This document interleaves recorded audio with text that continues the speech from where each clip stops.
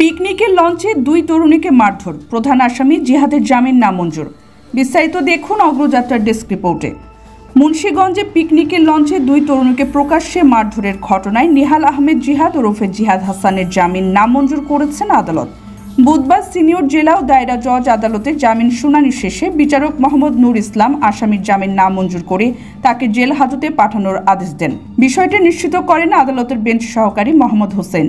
এর আগে গত সোমবার 7 দিনের পুলিশ রিমান্ডের আবেদন সহ আসামি জিহাদ হাসানের জামিন শুনানি হলে আমলি আদালত 1-এর বিচারক senior judicial magistrate Shahidul Islam 2 দিনের রিমান্ড মঞ্জুর করেন। আসামি জিহাদ হাসান মুন্সিগঞ্জ সদর উপজেলার জগনিঘাটের মনিরুজ্জামানের ছেলে।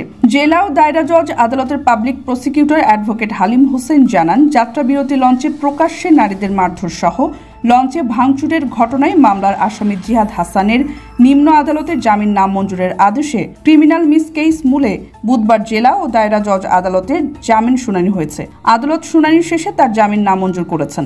আদালত সূত্রে জানা গেছে, গেল 9 মে মুন্সিগঞ্জের যাত্রাবিরতিতে থেমে থাকা লঞ্চের দুই তরুণীকে প্রকাশ্যে মারধর, যৌন নিপীড়ন, মারধর করে লঞ্চে ভাঙচুর, ক্ষতি ও হুমকির দায়ে মুক্তারপুর নৌ পুলিশের উপপরিদর্শক মোহাম্মদ মিলন বাদী হয়ে নারী ও শিশু নির্যাতন দমন আইনের 10 ধারা সহ প্যানেল কোডের অন্যান্য ধারায় মুন্সিগঞ্জ থানায় জিহাদ হাসান সহ অজ্ঞাতনামা আরও 25 জনকে আসামি করে মামলা করেন।